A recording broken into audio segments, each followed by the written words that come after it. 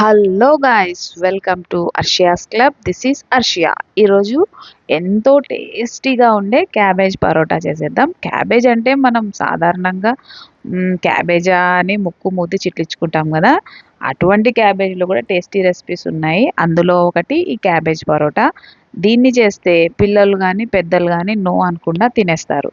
దీనికోసం సన్నగా తురిమి పెట్టుకోవాలి. మనం తురుముతాం కదా, దాంట్లో తురిమిన క్యాబేజీని ఎన్ని చపాతీలు చేస్తామో దానికి తగ్గట్టు నేనైతే ఒక 6 చపాతీస్ కోసం ఒక పావు పావు క్యాబేజ్ తీసుకున్నాను. ఇది 150 గ్రామ్స్ వరకు ఉంటుంది. దీంట్లో ఉప్పు కలిపి బాగా గట్టిగా పిండుకొని తీసుకోవాలి మనం పిండి కలిపే బౌల్‌లో. ఎందుకంటే వాటర్ దీంట్లో ఎక్కువ వాటరీగా ఉంటుంది కదా క్యాబేజు. ఒకవేళ మన పిండి తక్కువైపోయి క్యాబేజ్ ఎక్కువైపోతే మన పిండి జారుగైపోతుంది. అందుకే మనం మళ్ళీ కావాలనుకున్నప్పుడు ఆ వాటర్ పక్కకు తీసి పెట్టుకొని కలుపుకోవాలి. దాంట్లో మళ్ళా సన్నని పచ్చిమిర్చి తరుగు, కొత్తిమీర తరుగు వేసుకుంటున్నాను. తర్వాత దాంట్లోనే కరివేపాకు కూడా సన్నగా తరుక్కొని వేసుకుంటున్నాను, చూస్తున్నారు కదా. దాని తర్వాత మనం జీలకర్ర ఉంటుంది కదా, జీలకర్ర వేసుకుంటే చాలా బాగుంటుంది. లేదంటే పొడి వేసుకుంటాము అని అనుకున్న వాళ్ళు పొడి కూడా వేసుకోవచ్చు. తర్వాత ధనియాల పొడి వేసుకున్నాను. కొంచెం పసుపు, ఉప్పు. మనం ఆల్రెడీ ఉప్పు క్యాబేజ్లో వేసినాం కదా, అందుకే దానికి తగ్గట్టు ఉప్పు వేసుకోవాలి. నాకు సరిపోయింది కాబట్టి నేను ఉప్పు వేసుకోలేదు. తర్వాత మనము ఎన్ని చపాతీలు రిక్వైర్మెంటో మనకి ఆ చపాతీ అందాజుగా వేసుకున్నాను. నేనైతే 6 చపాతీస్ కోసం చేసుకున్నాను. అల్లం వెల్లుల్లి పేస్ట్ నేను మర్చిపోయినాను కాబట్టి మళ్ళీ వేసుకుంటున్నాను అల్లం వెల్లుల్లి పేస్ట్. లేదనుకునే వాళ్ళు, మీరు అల్లం తినని వాళ్ళు ఉత్త గార్లిక్ అయినా కానీ సన్నగా తురిమి వేసుకోవచ్చు. లేదు గార్లిక్ తినని వాళ్ళు జింజర్ అయినా సన్నగా తురిమి వేసుకోవచ్చు, బాగుంటుంది. ఇక వాటర్ తక్కువైంది కాబట్టి మనం తీసి పెట్టుకున్న వాటర్ ఉన్నాయి కదా, క్యాబేజ్ వాటర్, అది వేసుకున్నాను.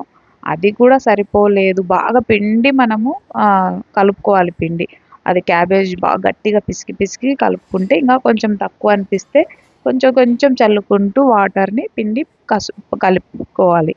మనం నార్మల్ చపాతీ పిండి కంటే కొంచెం గట్టిగా కలుపుకుంటే అది వాటర్ రిలీజ్ అవుతుంది కాబట్టి క్యాబేజ్లో సరిపోతుంది. తర్వాత కొంచెం ఆయిల్ వేసి కలిపేసి దానికి పిండికి కొంచెంసేపు ఒక 10 to 15 మినిట్స్ రెస్ట్ ఇవ్వాలి.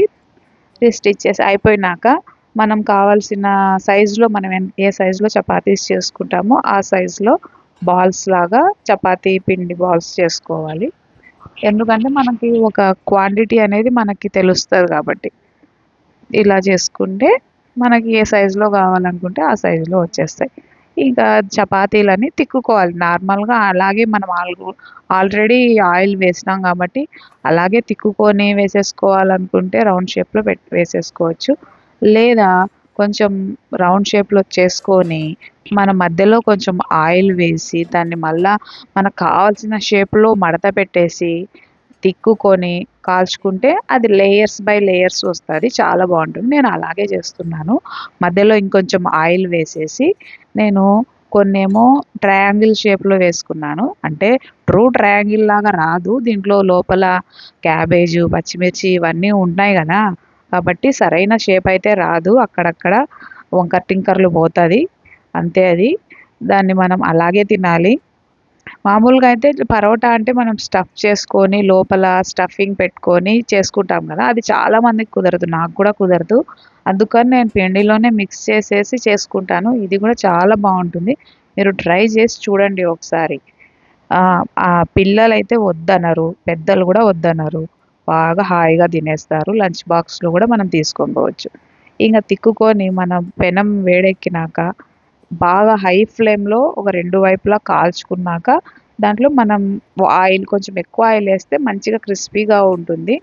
2 వైపులా ఒక్కొక్క స్పూన్, 1 to 1.5 స్పూన్ ఆయిల్ పడుతుంది. ఘీ వేసుకోవాలనుకున్న వాళ్ళు ఘీ కూడా వేసుకోవచ్చు, నేను ఘీ వేయలేదు. ఆయిల్తో బాగా మొత్తం స్ప్రెడ్ చేసుకొని మంచిగా కొంచెం తర్వాత కొంచెం ఫ్లేమ్ తగ్గించుకొని 2 వైపులా చక్కగా కాల్చుకుంటే ఎంత బాగుంటుందంటే అంత బాగుంటుంది. క్యాబేజ్ ఫ్లేవరు మంచిగా మనం ఎట్లుంటుందంటే అది అదేమంటారు, గోబీ తింటాం కదా, ఆ గోబీ ఫ్లేవర్ వచ్చిందనమాట నాకైతే. చాలా బాగుంది. దీంట్లో ఏం సైడ్ డిష్ కూడా అవసరం లేదు. నేనైతే టమోటా పచ్చడి, ఆనియన్ నంచుకొని తిన్నాను. పెరుగు నంచుకొని తినాలనుకున్న వాళ్ళు పెరుగు కూడా తినొచ్చు. నేను డిన్నర్కి తిన్నాను కాబట్టి నైట్ టైమ్స్ పెరుగు తినను నేను.